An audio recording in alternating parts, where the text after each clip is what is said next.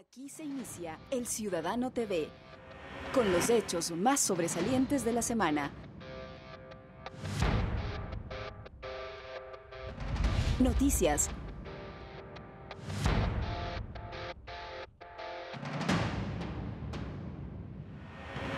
Entrevistas.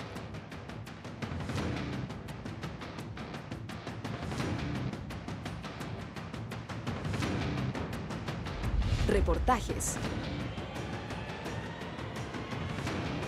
El Ciudadano TV es la imagen del gobierno de la Revolución Ciudadana. Bienvenidos. ¿Qué tal, amigos y amigas? ¿Cómo están? Bienvenidos al Ciudadano TV. Como ustedes saben, este 15 de enero se cumplen 6 años de gestión del gobierno nacional. Han sido grandes las metas planteadas, pero también grandes los logros alcanzados, por lo que sus altas autoridades gozan del respaldo popular. Según las encuestas, muchos de ellos alcanzan hasta el 80% de aceptación. Aquí tenemos un programa especial preparado para ustedes.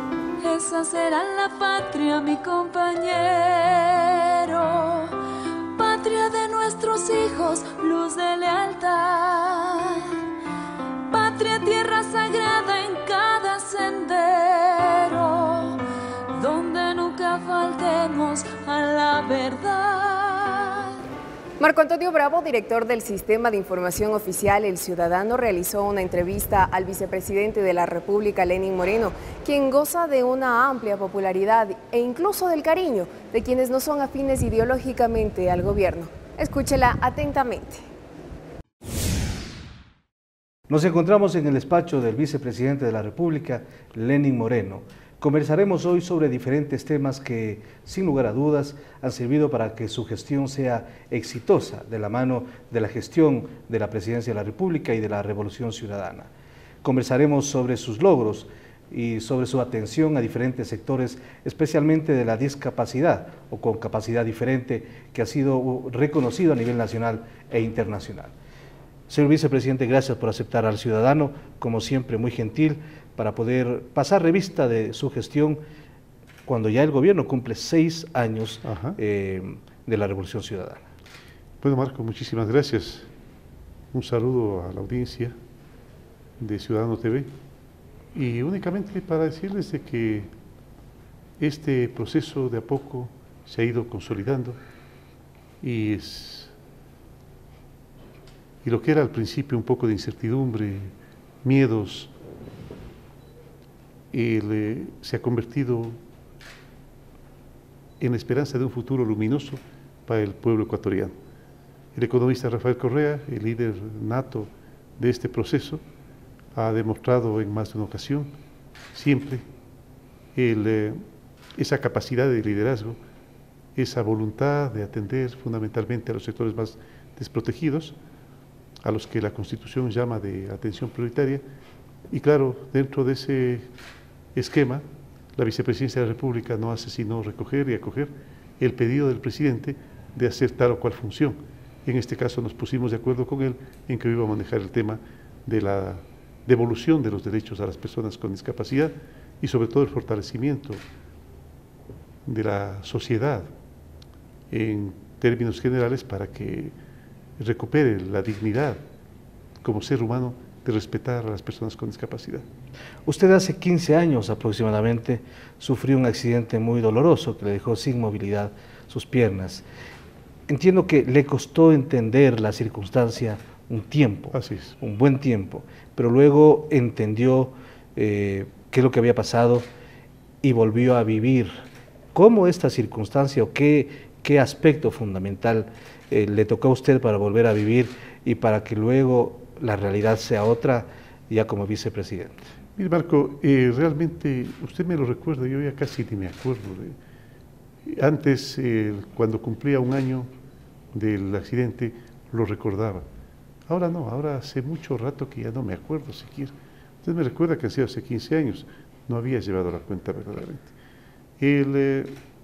Lo que usted manifiesta, el cambio de situación de un ser humano le hace ver y tener otra perspectiva. A modo de metáfora, a modo de símbolo, yo podría decir que antes, cuando caminaba erguido, lo hacía mirando al frente y arriba. cuando me correspondió estar en una silla de ruedas, empecé a ver para abajo. Y viendo para abajo me encontré una realidad que suele ser desconocida para casi la inmensa mayoría de los ecuatorianos, que es la de un grupo de seres humanos, en este caso las personas con discapacidad, en otro caso serán los niños de la calle, en otros serán los ancianos desprotegidos, en otros casos serán las personas con enfermedades catastróficas, en otro caso serán aquellos niños y jóvenes que luchan, dicen ellos, contra el cáncer, etcétera, etcétera, o madres abandonadas o huérfanos, etcétera. En este caso es regresar a ver a las personas con las cuales compartíamos la situación de tener una discapacidad. Y pensaba en esos tiempos en que había mucho trabajo que hacer y creía de que si algún momento me correspondía tener la posibilidad de decidir sobre el destino de esos seres humanos, pues iba a no cejar ni un solo instante hasta lograr lo que nosotros ahora llamamos ir hasta el final, hasta que la última persona con discapacidad sea plenamente atendida en sus derechos. Hay dos programas, o algunos programas de la vicepresidencia que han sido fundamentales, pero si arrancamos con Joaquín Gallegos Lara y luego con Manuel Espejo, reconocido por muchísimos a nivel nacional e internacional, ha permitido entonces visibilizar a muchas personas que antes estaban olvidadas, que estaban abandonadas y no tenían acceso a un más mínimo posibilidad de servicio en la sociedad, en la comunidad. ¿Cómo se diseñó este programa para que sea tan exitoso, para que incluso sea bandera a nivel internacional, que la ONU, la OEA, etcétera, otras organizaciones lo han reconocido y han pedido que siga bajo esta misma óptica de servicio a la comunidad? Bueno, yo quiero reconocer, Marco, de que a nosotros nos ocurrió lo que le ocurre a toda propuesta, a toda empresa, a todo propósito en un inicio. En un inicio tuvimos muchas fallas. Claro. Fallas internas de diseño. Sí. Como no se había hecho nunca nada, entonces nos tocaba diseñarlo todo, nos tocaba hacerlo todo. Nos tocaba pensarlo y repensarlo absolutamente todo. Y claro, en ese momento no sabíamos exactamente qué hacer. Pero cuando se tiene buena voluntad, cuando hay entusiasmo, inmediatamente nacen las respuestas creativas. Y pensamos que la única posibilidad de ayudar a las personas con discapacidad era diseñar un programa integral que vaya desde el principio hasta el fin. Esto es, desde hacer un examen en el sitio biopsicosocial, clínico, genético de todas las personas con discapacidad.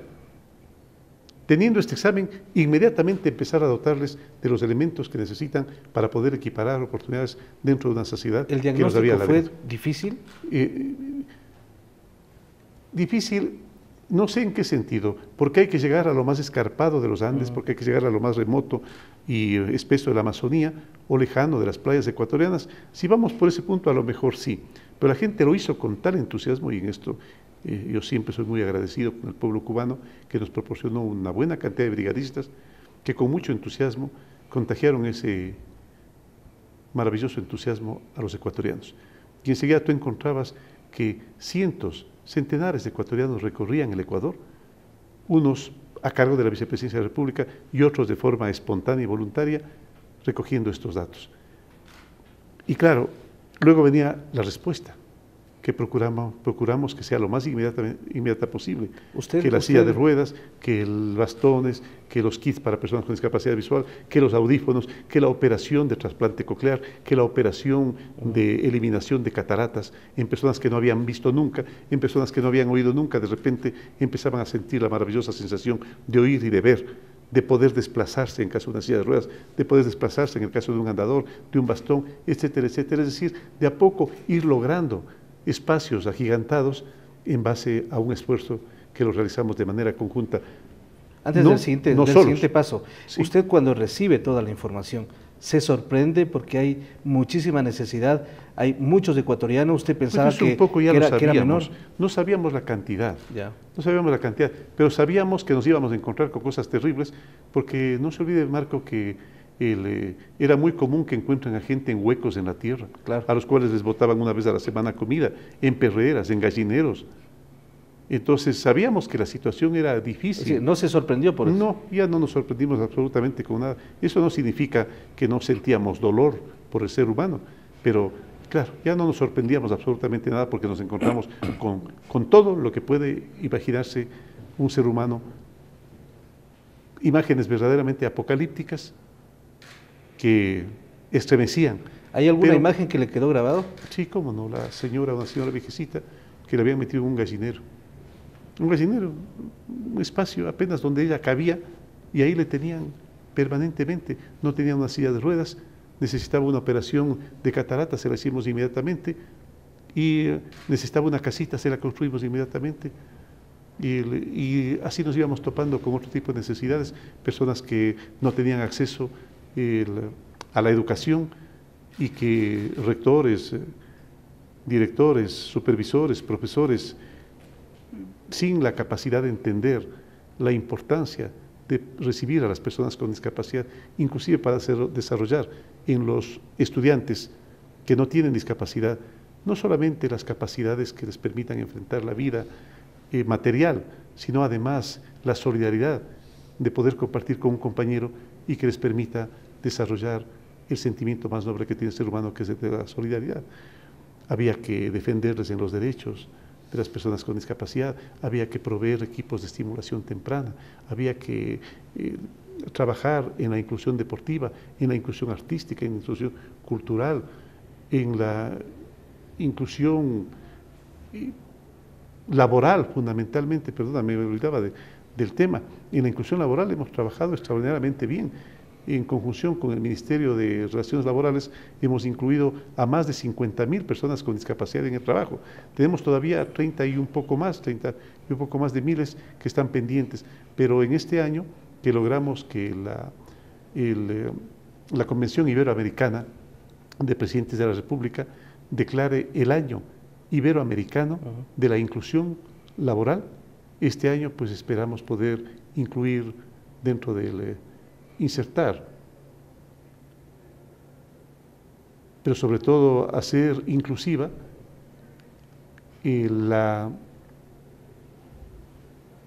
presencia de personas con discapacidad en las empresas que de acuerdo a la ley deben tener, si tienen más de 25 empleados, no menos del 4%. Todavía falta en el Ecuador para lograr ese objetivo, pese a que algunas empresas ya han dado los pasos necesarios. Sí, pero hay otras empresas que se resisten. Con ellas no tenemos ningún empacho en clavarles unas multas altas. Pero claro está, es un poco difícil visitar a todas las empresas. Tenemos un equipo en el Ministerio de Relaciones Laborales que lo trabajamos conjuntamente, pero no es que hemos podido visitar todavía todas las empresas, estamos todavía en ese empeño. Usted en el último informe a la Nación que se dio en la Asamblea Nacional, obviamente hizo una descripción del trabajo de la vicepresidencia en todos estos años, pero dijo una frase que sin lugar a dudas se ha quedado grabado, es decir, la misión continúa hasta el final. Sí. Es decir, no necesariamente si Lenín Moreno, como va a suceder, se aparta de la vida pública, de la política militante y la política de servicio también. ¿Cómo va a continuar? ¿Bajo qué garantías va a continuar todo este servicio? Pues la garantía de una revolución. La garantía de una revolución que no tiene vista para atrás. La garantía de una revolución que solo ve hacia el futuro y que el pasado únicamente para revisar lo oprobioso que ha sido y poder hacer las comparaciones respectivas, nada más. Esa revolución va a garantizar a las personas con discapacidad que la atención a ellos no solamente continúe, sino que mejore. El día de ayer conversábamos con el compañero, amigo, candidato a vicepresidente, el ingeniero Jorge Glass, y conversábamos acerca de unos temas, y él tiene unas ideas extraordinarias acerca de lo que se piensa hacer hacia el futuro, y me alegro muchísimo. Hay una propuesta de la Secretaría de Planificación, a SEMPLADES, de convertirle al programa Manuel Espejo en una secretaría técnica adscrita a la vicepresidencia de la República. Esto con el fin de viabilizar de mejor manera la atención a las personas con discapacidad. Que tenga recursos, autonomía. Sí. Es una propuesta, no nuestra, es una propuesta del presidente de la República que hizo en el último gabinete y la hemos acogido con el mayor entusiasmo. Y si es que el compañero Jorge Glass está de acuerdo, pues se convertiría la misión Manuel Espejo en una secretaría. Ahora, en esta parte final de su carrera política, por ahora, digamos... ¿Por qué por ahora? Porque más adelante, ¿no? Uno nunca sabe lo que puede suceder. El futuro realmente es incierto. Exactamente. Usted será presidente encargado de la República desde el 15 de enero. Así es. ¿Cómo cambia su relación, su visión de las cosas? Ya es un cargo muy político en donde tiene que confrontar y enfrentar varias cosas. En un momento tan delicado, en una campaña política en donde el presidente Rafael Correa estará en el país caminando y visitando las poblaciones.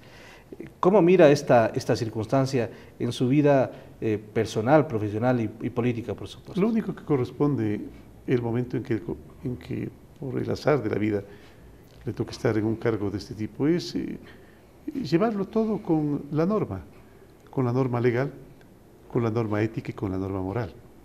Yo no creo que sea necesario confrontar a nadie.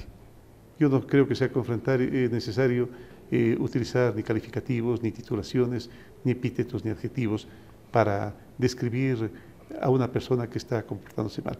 Siempre hay una mejor forma de decir las cosas. Si es que durante el periodo que yo voy a ejercer como presidente de la República, alguna persona no está haciendo lo correcto, ese momento habrá que decírselo y habrá que encontrar la mejor manera de decírselo. Porque a veces el momento en que nosotros utilizamos calificativos, epítetos, recordaciones de situaciones pasadas inclusive, en la vida familiar, en la vida social, en la vida laboral, nunca obtenemos de parte de la otra persona la reacción más positiva. Todo lo contrario, la persona se convierte en su propio abogado. Cuando a lo mejor nosotros lo que requerimos, si está teniendo un mal comportamiento, es que se comporte como su propio fiscal, que revisa, que analiza su comportamiento negativo interno y puede hacer una transformación. Estamos en una etapa de campaña en donde muchos candidatos también toman diferentes posiciones y diferentes conceptos. Habrá en su momento determinado de poder aclarar inmediatamente ciertas cosas. Pero sí, el día de ayer recibí una llamada del ingeniero Domingo Paredes con respecto al último enlace sabatino.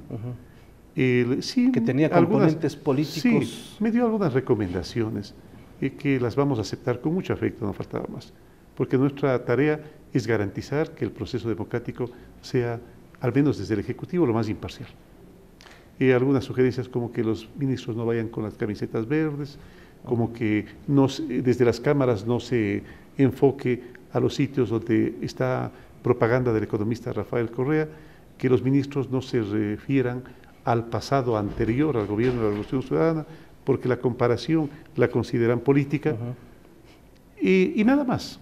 Esas es las gentiles sugerencias que nos hicieron, y por cierto las hemos acogido. ¿Usted durante este tiempo va a mantener el mismo nivel de ritmo que mantiene como vicepresidente? Claro que sí. ¿Va a ser diferente? Sí, no hay como dejar a un lado las actividades de la vicepresidencia. Estamos en un periodo crítico, que es el de la transición, de transmitir prácticamente, de entregar las competencias a los ministerios, o en este caso a los ministerios por una parte, o en este caso a la Secretaría Técnica adscrita a la Vicepresidencia de la República, en otra parte. Entonces, la tarea es una tarea bastante amplia, bastante ardua, que por supuesto no se la va a abandonar por tomar las tareas de la Presidencia de la República. Únicamente habrá que duplicar el tiempo que se invierte o mejorar la capacidad de hacer las cosas de manera mejor. ¿En qué momento usted decidió no continuar con la vida política en este gobierno, la vida política en definitiva? A ver, el poder es una situación que a mí por forma personal no me atrae. En algún momento conversábamos con el señor presidente y él manifestaba que el poder se lo debe utilizar para servir. Estoy completamente de acuerdo.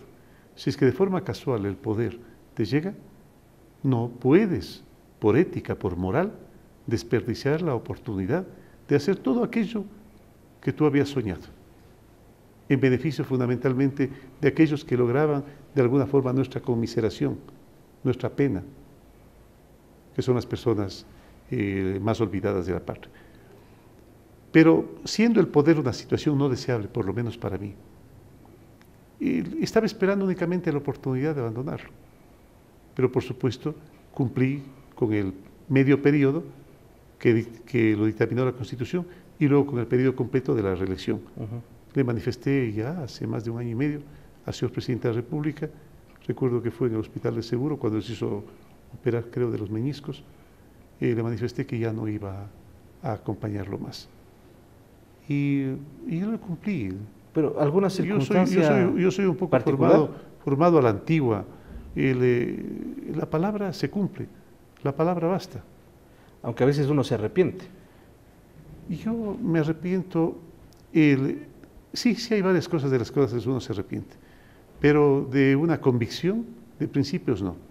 Yo creo en la alternabilidad del poder.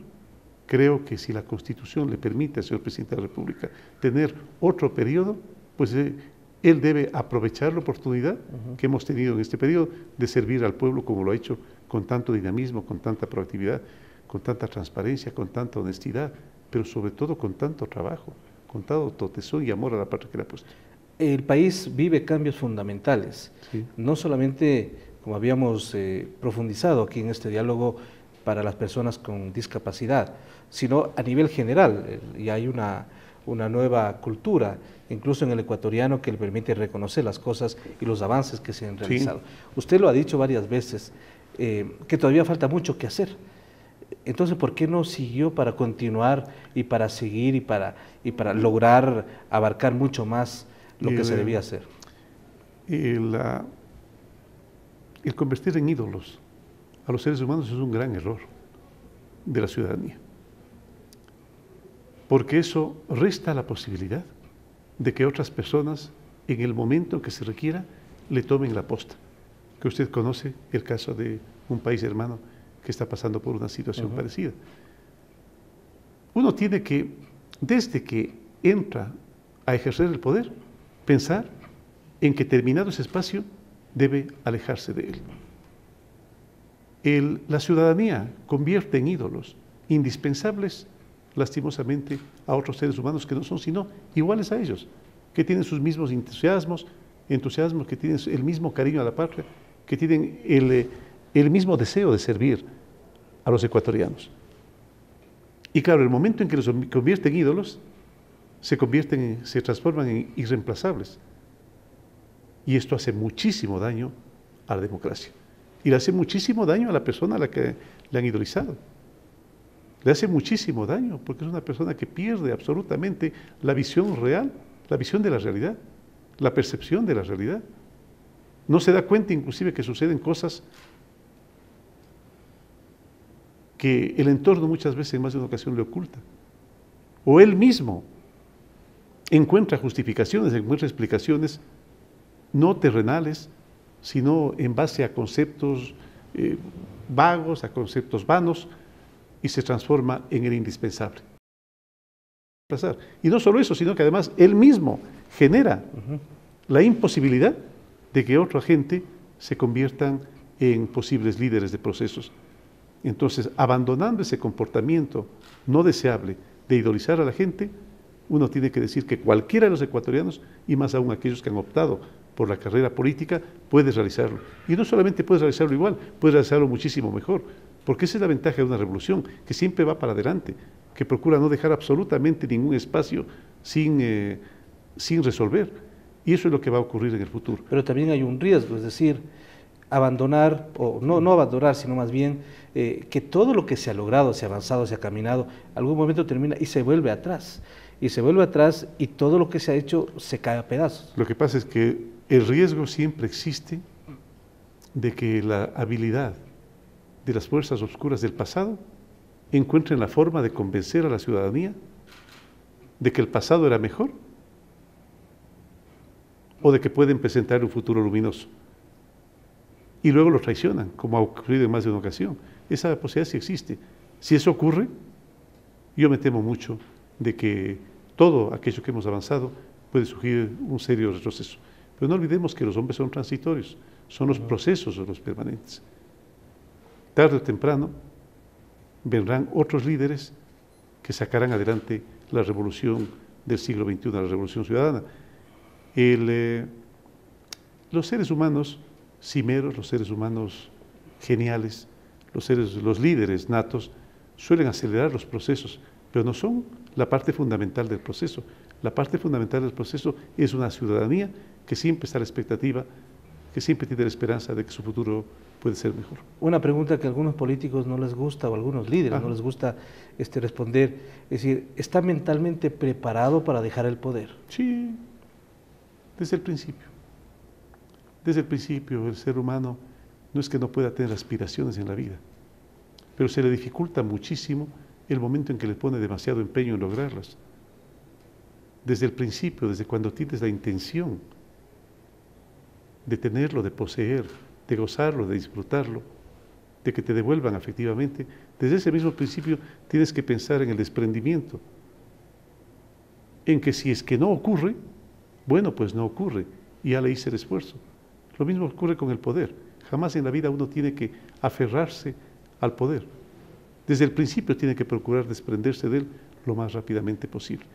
Ya vendrán otra gente que lo hará mejor, con toda seguridad. Hay que tener fe, hay que tener esperanza, y eso a lo mejor desarrolla el futuro, eso a lo mejor ayuda y contribuye a que se forme un futuro, a que el futuro se transforme en el futuro que queremos. A veces el pesimismo causa, en términos físicos, causa una interferencia cuántica pavorosa con respecto a la realización del futuro. Uno siempre tiene que ver el futuro con pesimismo. ¿Es posible? No sé. Muy difícil saber si al pesimista o al optimista le va más o mejor con su posición, pero lo cierto es que el optimista se divierte más por lo menos. Ya, en esta parte final, usted va a retirarse de la vida pública, de la vida, política más bien, ¿no es cierto? ¿Qué cosas qué ha hecho usted que no ha hecho durante la vicepresidencia? Porque sin lugar a dudas le ha ocupado gran parte de su vida. Pero ¿qué ha abandonado? ¿Qué ha dejado de hacer? Muchísimo. He dejado de hacer mis investigaciones, mis estudios acerca del humor, la amabilidad, la tolerancia, la hospitalidad, acerca de las consecuencias positivas que en el cuerpo y en el alma produce el buen humor.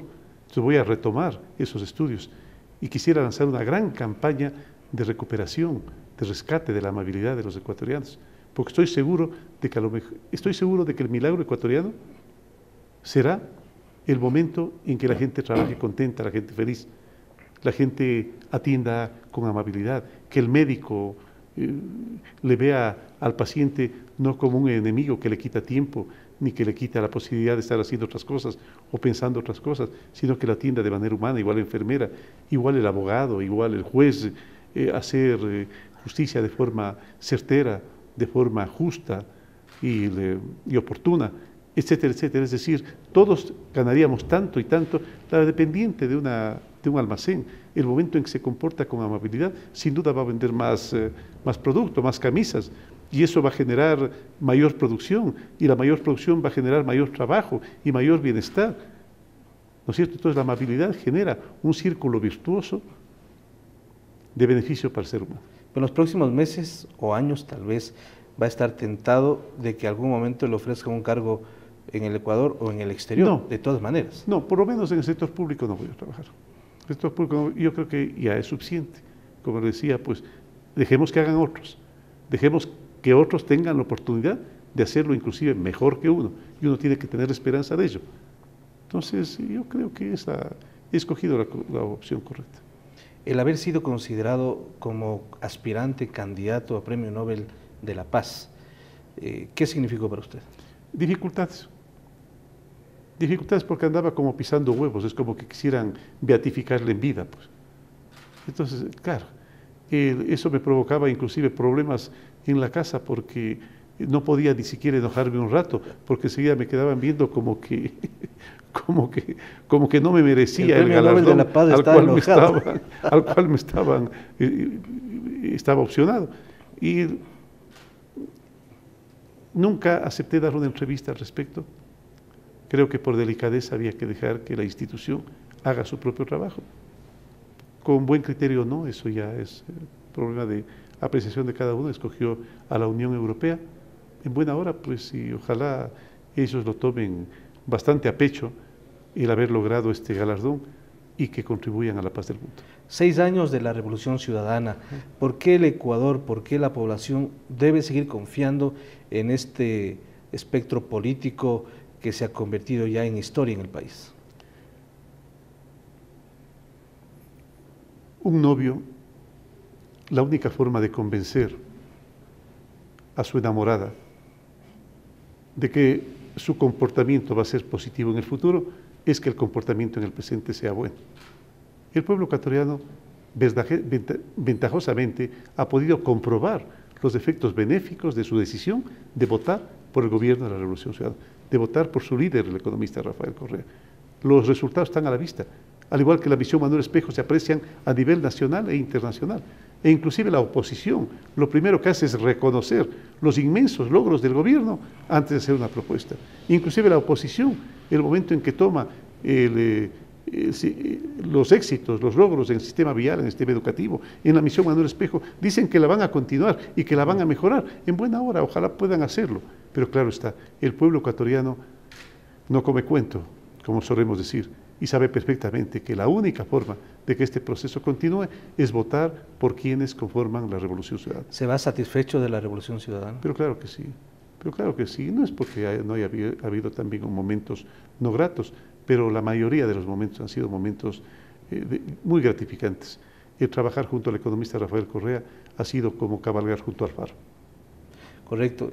¿Cuál sería su mensaje en esta parte final para el pueblo ecuatoriano cuando usted está, como habíamos dicho hace poco, a las puertas de asumir temporalmente la presidencia de la República, en el momento de su retirada política?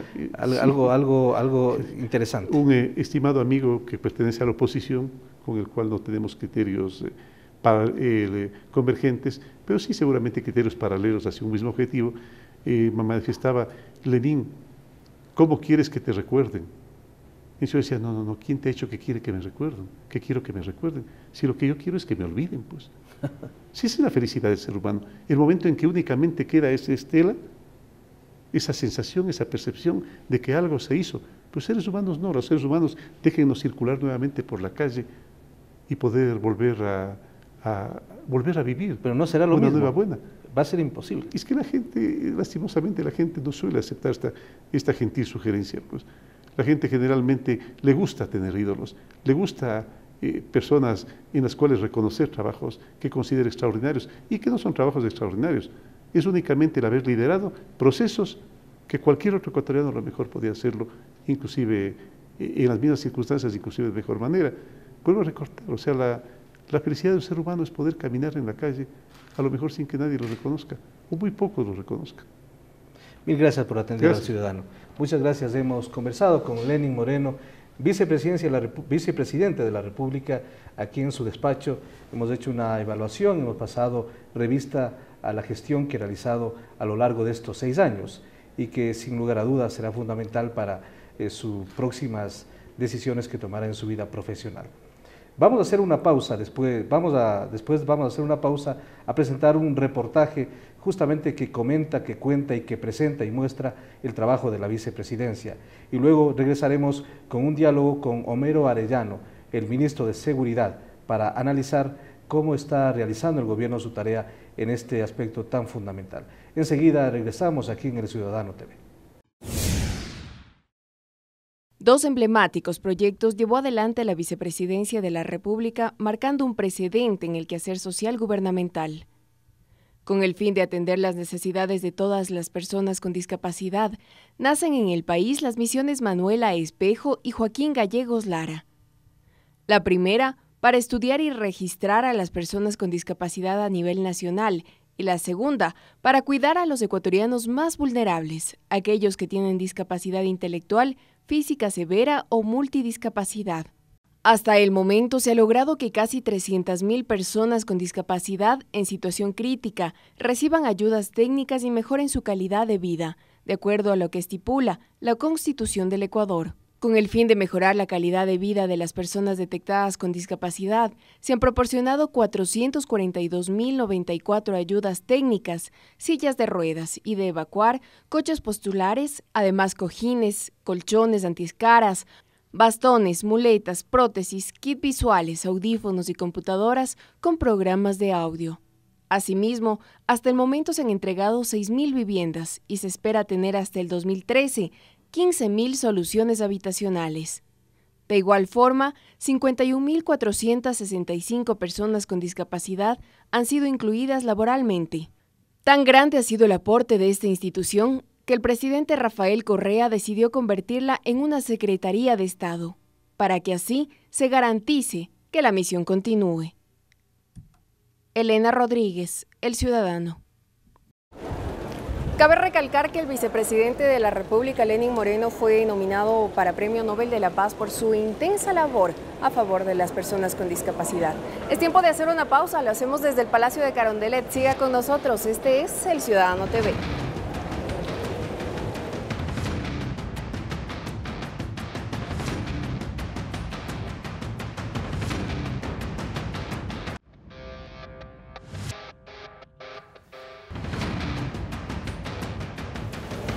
Y estamos de vuelta, amigos y amigas, en este programa especial del Ciudadano TV que lo realizamos desde el Palacio de Carondelet. Como ustedes saben, una de las mayores preocupaciones de los ecuatorianos es el tema de la seguridad. No se pierda la entrevista que Marco Antonio Bravo, director del Sistema de Información Oficial El Ciudadano, realizó al ministro Homero Arellano. Ahí nos cuenta cuáles han sido los logros alcanzados en esa materia por este gobierno. Nos encontramos en el ECU 911, aquí en la capital ecuatoriana. Este es el centro de monitoreo, de control para, sin lugar a dudas, reducir los índices de inseguridad que existen en el país. Se han construido ya algunos en el Ecuador y vamos a conocer más adelante las particularidades justamente con nuestro invitado, el ministro coordinador de seguridad, Homero Arellano. Pero decíamos que nos encontramos en el ECU 911 de Quito, es el más grande, el más completo y el que va a monitorear importantes provincias del país. Ministro, bienvenido al Ciudadano en esta especie de rendición de cuentas de lo que ha sucedido cuando el gobierno cumple ya 6 años de gestión. Justamente en la ciudad de Guaranda se va a realizar un acto especial por esta circunstancia. ¿Qué significa el ECU 911 en este momento en el país? ¿Qué significa este ECU 911 aquí en la capital ecuatoriana? Gracias, Marco, un saludo a la labor que hace el Ciudadano como un programa de información. En este caso, nosotros con el ECU 911 en temas de seguridad creo que podemos ejemplificar de la mejor manera. Yo creo que el ECU 911 resume el concepto pragmático de seguridad integral. Pues aquí no solamente que concurren las entidades todas bajo una sola plataforma, bomberos, policía, fuerzas armadas, emergencias de salud, tránsito, ¿no?, sino que están unidas en una plataforma con tecnología de punta, con videovigilancia, con los centros de llamada que tienen muchos operadores, que difícilmente el ciudadano los va a encontrar ocupado, y el despacho de los recursos tecnológicamente dotados con posicionadores satelitales para cubrir metas de 3, 4, de 5 minutos.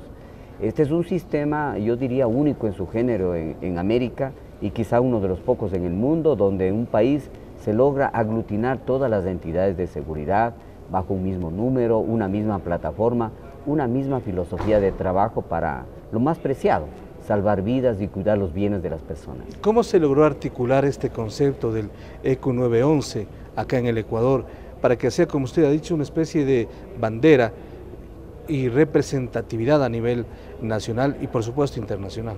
Son 15 centros alrededor de todo el territorio nacional y una sala de operaciones en Galápagos que, a no dudarlo, están también empujando el carro de otros sistemas de los ministerios, por ejemplo, el trazado de fibra óptica. Para entregar videovigilancia se están trazando miles de kilómetros de fibra óptica que están uniendo a las provincias. Eso es fundamental, la interconectividad que debe existir entre todas las provincias. Ahora, ¿cómo se evalúan los primeros resultados del ECU 911, de esta especie de control de monitoreo? Le digo esto porque en la ciudad de Guayaquil ya han comenzado las primeras críticas respecto a los resultados mismos. En algunos sectores, particularmente en San Borondón, en la ciudad de Guayaquil, misteriosamente han comenzado a presentarse algunos casos de asalto o de inseguridad en esa zona, cuando antes no existían. No sé si coincide con la vigencia del ECU 911, pero han comenzado a cuestionar la labor que realiza esta entidad. ¿Cuál es su punto de vista? Bueno, yo considero que ahí hay un componente de la coyuntura electoral, porque todo el mundo reconoce la labor del 911, es una labor silenciosa pero muy eficaz. Recordemos el incendio de las cámaras en Guayaquil, cuando antes ambulancias, bomberos, helicópteros a socorrer al tema. Esto fue porque desde el 911 de San Borondón se articuló una respuesta inmediata. Y hemos tenido la capacidad, la decencia de unir inclusive esfuerzos municipales sin consideración de matices políticos.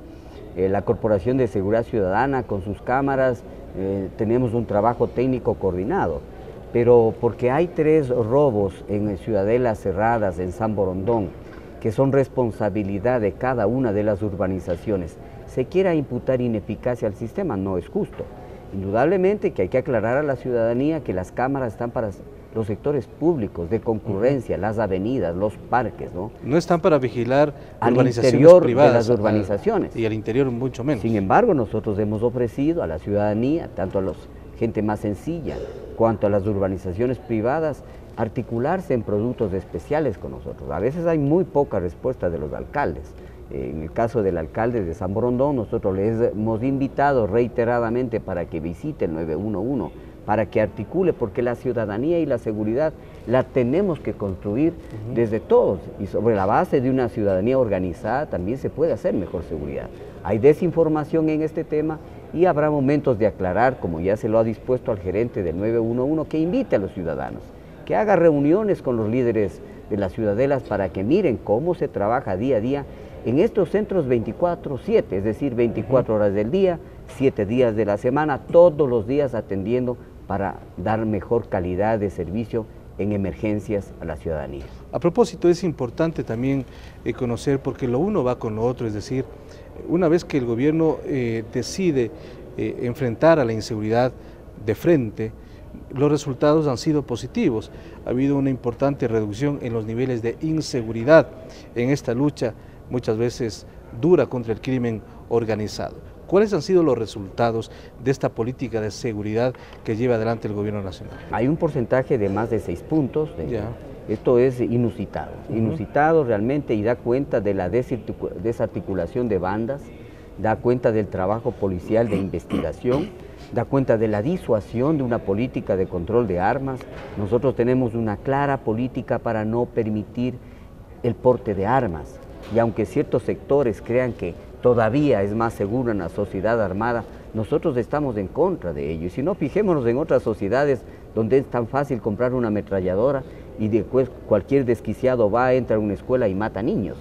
Nosotros creemos que una sociedad armada no es una sociedad más segura y que el uso del arma está para las entidades y los policías, los militares y aquellos que tienen la capacidad de usar el arma. Entonces, todas estas políticas en su conjunto han permitido esta inclinación hacia la baja en la mayoría de los delitos. ¿Pero es una inclinación sostenida o que se da por épocas? ¿Cómo se mide eso? Bueno, se está trabajando. Yo creo que hay mucho más que ofrecer a la ciudadanía en el año que viene, pues el proceso avanza y con más fuerza. Es decir, por ejemplo, los proyectos emblemáticos, la construcción de las unidades de policía comunitaria por parte del Ministerio del Interior, a no dudarlo, donde se instala una UPC, los sistemas se articulan, la policía se compromete con ese sector ciudadano y la baja de delitos es considerable. Pero tenemos que seguir avanzando. Hay como 404 UPCs que se entregaron en el año que decurre, se están concluyendo en estos días, pero tenemos que construir cientos de ellas más. Los propios ECUS 911, tenemos ya 5 funcionando, cubren 11 provincias, lo que da el 63% de la población, pero que tenemos que terminar los 15 centros y la sala de operaciones de Galápagos. Sin lugar a dudas que también el trabajo que se realiza es con un apoyo fundamental de la fuerza pública y también de las Fuerzas Armadas. Ahora en campaña se dice de todo, y algunos candidatos hablan de la necesidad de que las Fuerzas Armadas vuelvan a su rol anterior, es decir, que no estén vinculados a la necesidad de la comunidad, como ahora se lo hace. ¿En qué medida este cambio de rol que se está realizando progresivamente de las Fuerzas Armadas ecuatorianas ayuda justamente para enfrentar este mal que significa la inseguridad en el Ecuador? Bueno, también hay un poco ahí de discurso por la coyuntura política, por el tema eleccionario, de ciertos oficiales en servicio pasivo que con legitimidad pues están haciendo política, pero se olvidan que cuando estuvieron en servicio activo ellos mismos conducieron operaciones de algo típico que Fuerzas Armadas siempre lo ha hecho, como es el control de armas. Es decir, el control de armas no es una necesaria tarea que se la introduce en el gobierno actual. Es decir, no es algo nuevo. No es algo nuevo. La forma quizás distinta, con mayores recursos, con mejor tecnología que le estamos haciendo ahora, con el ECU 911, hace el cambio. Pero es una tarea por ley que las Fuerzas Armadas lo ha llevado a cabo. Por otro lado, yo creo que las propias Fuerzas Armadas y la propia ciudadanía reconocen la necesidad de una participación activa de Fuerzas Armadas en apoyo a la Policía Nacional. No es que los militares van a cambiar de rol, ni que van a hacerse policías, ni van a salir a las calles a seguir a los delincuentes. Pero dígame si no es cierto que en temas de frontera las Fuerzas Armadas están mirando temas que alguien pudiera decir que está en un rol policial. Está en la lucha contra las drogas, está controlando el contrabando de hidrocarburos, está chequeando el paso de personas. Esas son labores ciudadanas también en frontera, de tal manera... Decir, para usted no ha cambiado el rol. No necesariamente hay un cambio de rol. Armadas. Lo que hay es un distinto enfoque, ¿no? Porque obviamente estamos construyendo una paz que es evidente. Estamos en el mejor momento histórico de la vida de la República en las relaciones con Perú y Colombia. Es decir, con Perú llevamos ya el sexto gabinete binacional, cuando hace pocos años estábamos prácticamente en situaciones de crisis y con muertos de lado y lado. Es decir, qué ejemplo de dos países que están construyendo aceleradamente una paz. Con Colombia, de igual forma. No hay mejor momento que en este momento con Colombia. Entonces, esta paz las tenemos, no solamente que hay que creer en la paz, ¿no? Sino que este es un camino que hay que seguirlo construyendo, y eso es lo que estamos haciendo, de tal manera que Fuerzas Armadas, en su rol fundamental, no solamente está preparada para la defensa, sino que debe y ha estado preparado para contribuir a acciones con la ciudadanía, a contribuir y apoyar a la policía. A alguien le puede disgustar ese tema, pero la ciudadanía tampoco acepta que las Fuerzas Armadas, con toda la capacidad profesional que tienen, estén encerradas en los cuarteles preparándose para cuando haya un conflicto de naturaleza externa. Eso es inaceptable y tampoco esa es la visión de Fuerzas Armadas ni del Ministerio de la Defensa. No lo ha sido ahora, pero no lo ha sido antes tampoco. No ha habido al interior de las Fuerzas Armadas algún malestar en este sentido, porque recordemos que han sido utilizados ciertos oficiales por parte de algunos exmilitares que están ahora en servicio pasivo, políticamente inclusive, y se ha evidenciado esa situación. Yo creo que no, en absoluto. Siempre las Fuerzas Armadas han tenido mucho apego a la labor comunitaria. Recordemos que en años anteriores la conscripción agraria, planes de alfabetización, también fueron partes del rol de Fuerzas Armadas, porque es como una asepsia, es acercarse al pueblo para mirar sus problemas y con eso también dar seguridad, ¿no? O sea, hay un rol fundamental ahí, subyacente en Fuerzas Armadas. El desarrollo y la seguridad son como dos caras de una misma moneda que no se pueden separar. De manera que el militar en riesgos, el militar apoyando en inundaciones, el militar contribuyendo en evacuaciones cuando erupciona cuando hay una actividad volcánica, en fenómenos del Niño, esa ha sido una labor en la que siempre el soldado es aplaudido. La ciudadanía reconoce ese trabajo en emergencias de los soldados. De tal manera que este enfoque con más fuerza hacia los ciudadanos no es ningún cambio de rol. Yo creo que se está tratando de estigmatizar un trabajo de naturaleza que siempre Fuerzas Armadas ha tenido con apego al pueblo, ¿no? Lo digo yo con legitimidad, porque yo he pasado 35 años en Fuerzas Armadas y puedo dar cuenta de que ese ha sido un trabajo permanente, que ahora se lo haga con mayor fuerza, con mayor calidez, si se quiere, con mayor vocación de servicio, y también dotándoles de elementos, porque Fuerzas Armadas tenían una parte operativa casi destruida. No teníamos helicópteros, no teníamos aviones, no teníamos elementos para hacer. La condición de vivienda de nuestros policías y soldados era lamentable, y en eso estamos trabajando con mucha fuerza. Ha habido un cambio fundamental. Uno de los eventos que también han sido reconocidos, aunque no tanto como debería ser, yo creo que ese debe marcar un antes y un después de una labor de un gobierno, es decir, la fijación de límites marítimos con Perú, con Colombia, todo absolutamente claro, incluso al punto que Chile, que mantiene un diferendo con Perú, ha reconocido la posición ecuatoriana, que no vulnera en absoluto sus intereses y los intereses de los vecinos. ¿Cómo se logró implementar esta circunstancia que para muchos sorprendió? Porque antes analizar, discutir, negociar los límites, sea terrestres o marítimos, era un asunto bastante complejo. Bueno, qué bien que se tope este tema, porque yo creo que allí hay temas capitales. Aquí hay un tema histórico, indudablemente hay un trabajo muy inteligente, un trabajo muy sistematizado que ha hecho nuestra Cancillería. Llegar a estos temas con Colombia y con Perú no es un tema sencillo, pero son momentos que hay que destacarlos, porque a pesar de que para Ecuador siempre el límite marítimo con el Perú a lo largo del paralelo desde el año 52 y luego en el Acuerdo de Lima en el 54 estaba siempre claramente definido, habían voces guerreristas de que ese era un foco de crisis y de que Perú en algún momento desconocería el paralelo y trazaría una bisectriz en la misma filosofía de trazado como lo hace con Chile y que ahora el tema está en La Haya. De tal manera que el trabajo de los dos gobiernos, el trabajo de nuestra Cancillería, el reconocimiento de la Carta Internacional enviada, ¿no es cierto?, y la ratificación de estos límites es un triunfo para los dos países, para la paz.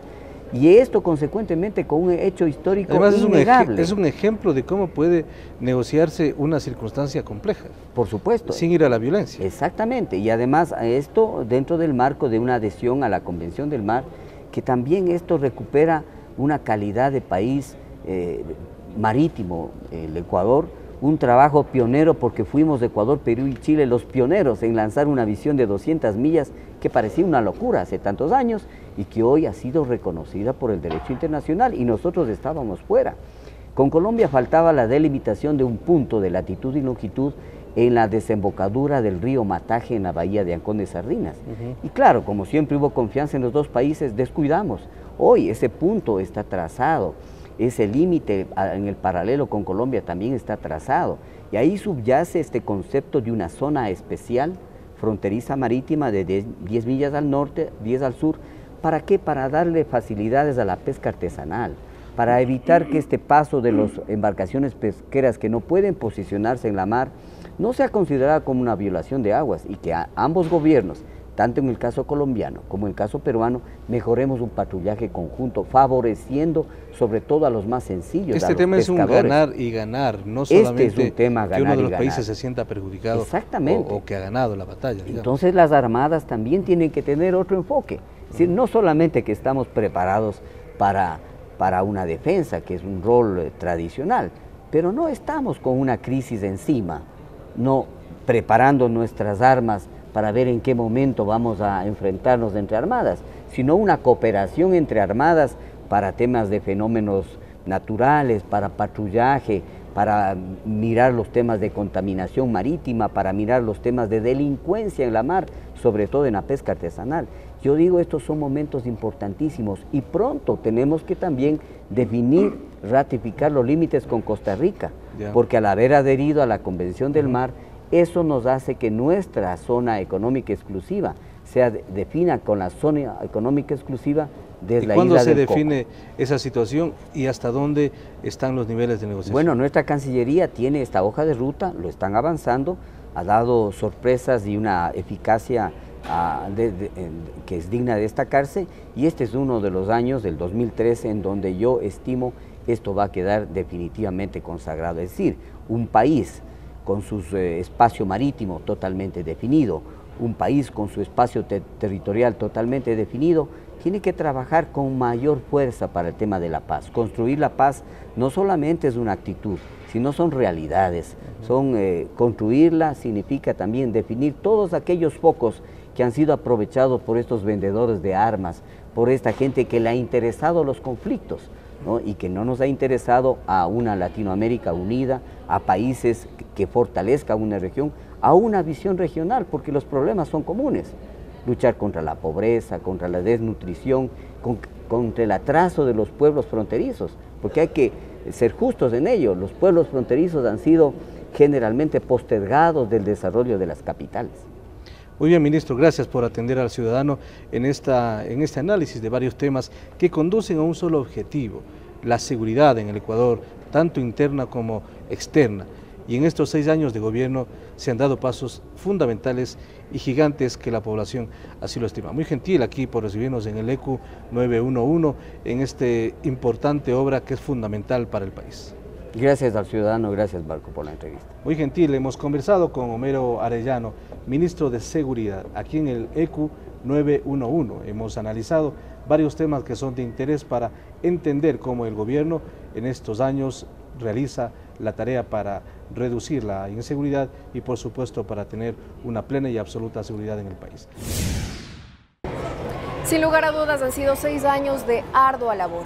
En los próximos programas les presentaremos las entrevistas que realizamos a los diferentes ministros de las carteras de Estado para que usted evalúe el trabajo realizado por el Gobierno Nacional. Por lo pronto nos despedimos, hasta una próxima oportunidad.